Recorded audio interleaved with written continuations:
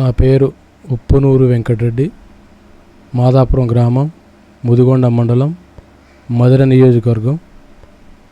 మా ఎమ్మెల్యే బట్టి విక్రమార్క గారు గత ప్రభుత్వం ప్రజలను పట్టించుకోకుండా మేము అధికారంలోకి రాగానే 6 గ్యారెంటీలు అమలు చేస్తామని మా ప్రియతమ నాయకుడు ఇప్పుడు ముఖ్యమంత్రి రేవంత్ రెడ్డి గారు ఆదేశాల ప్రకారం మేము ప్రతి గ్రామంలో ప్రతి ఇంటికి వెళ్ళి మేము 6 గ్యారెంటీలు అమలు చేస్తామని ప్రజలని చెప్పి మేము అత్యధిక ఓట్లతోని మా విక్రమార్కుడిని గెలిపించుకోవడం జరిగింది.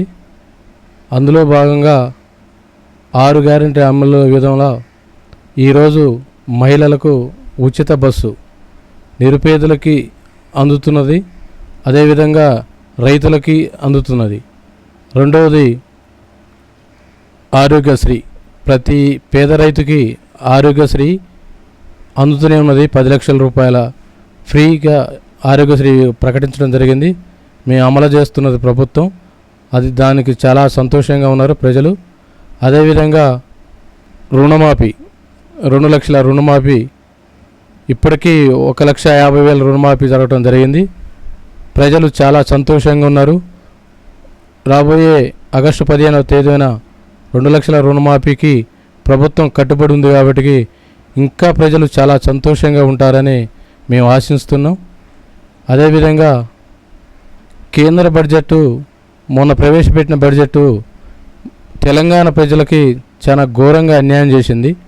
ఎందుకంటే ఇవాళ అధికారంలోకి వచ్చిన బీజేపీ పార్టీ వాళ్ళ పొత్తులున్న పార్టీల రాష్ట్రాలకు తప్ప తెలంగాణకి ఎటువంటి నిధులు కానీ సహాయం కానీ చేయటం మరీ దుర్మార్గంగా తయారైంది. అది మాకు తెలంగాణకి బీజేపీ పార్టీ చాలా మా ప్రజలకి మోసం చేసింది. దానికి మేము చాలా బాధాకరంగా ఉంది. మా తెలంగాణ ప్రజల పట్ల అలాంటి ప్రభుత్వం, కేంద్ర ప్రభుత్వం పెద్దరికంగా పెద్దన్నగా ఉండాల్సిన ప్రధానమంత్రి గారు తెలంగాణకు తీవ్ర అన్యాయం చేయటం మేము చాలా ఇబ్బందిగా ఫీల్ అవుతున్నాం. తెలంగాణ ప్రజలు ఇవాళ ప్రవేశపెట్టిన బడ్జెట్ రైతులకు ముఖ్యంగా 75,000 కోట్ల నిధులతోనే ఇలా రైతాంగానికి ఇబ్బంది లేకుండా బడ్జెట్ ప్రవేశపెట్టడం జరిగింది. దానివల్ల రైతులు సుఖంగానే ఉంటే ప్రజలందరూ సుఖంగా ఉంటారని అందరి నమ్మకం.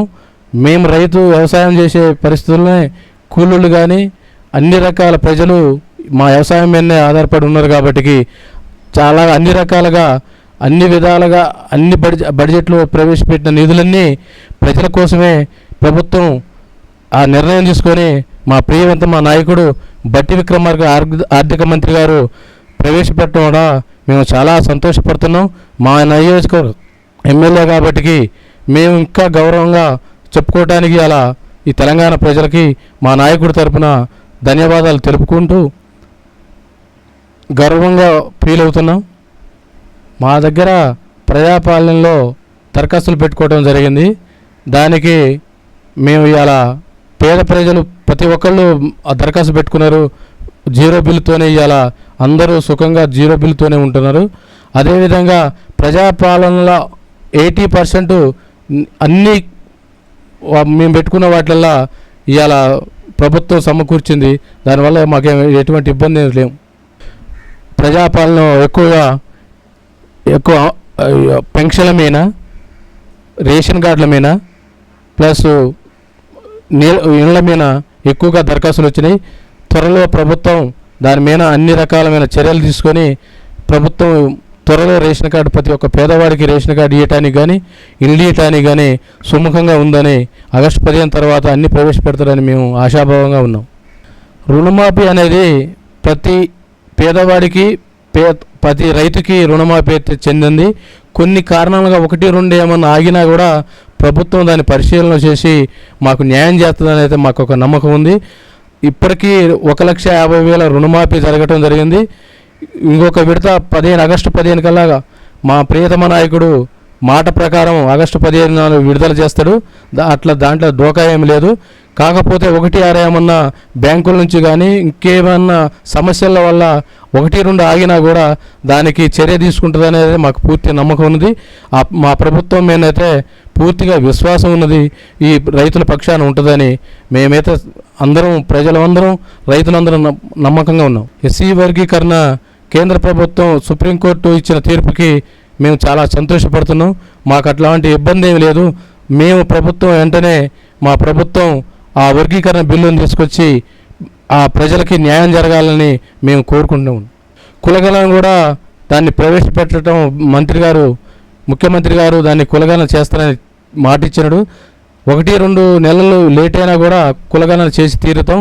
బీసీలకు ఎటువంటి అన్యాయం అయితే జరగకుండా ప్రభుత్వం తప్పనిసరిగా చర్యలు తీసుకుంటుంది. ఇది రెడ్డి రాజ్యం కన్నా ప్రజల పాలన అనేది అనుకోవచ్చని నా యొక్క అభిప్రాయం.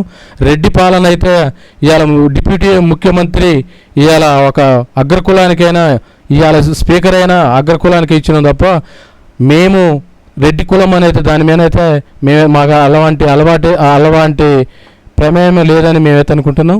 మాది ప్రజాపాలన, మాది ఇందరమ్మ పాలన అయితే అనుకుంటారనే ప్రజలైతే మాకు విశ్వాసం అయితే ఉన్నది.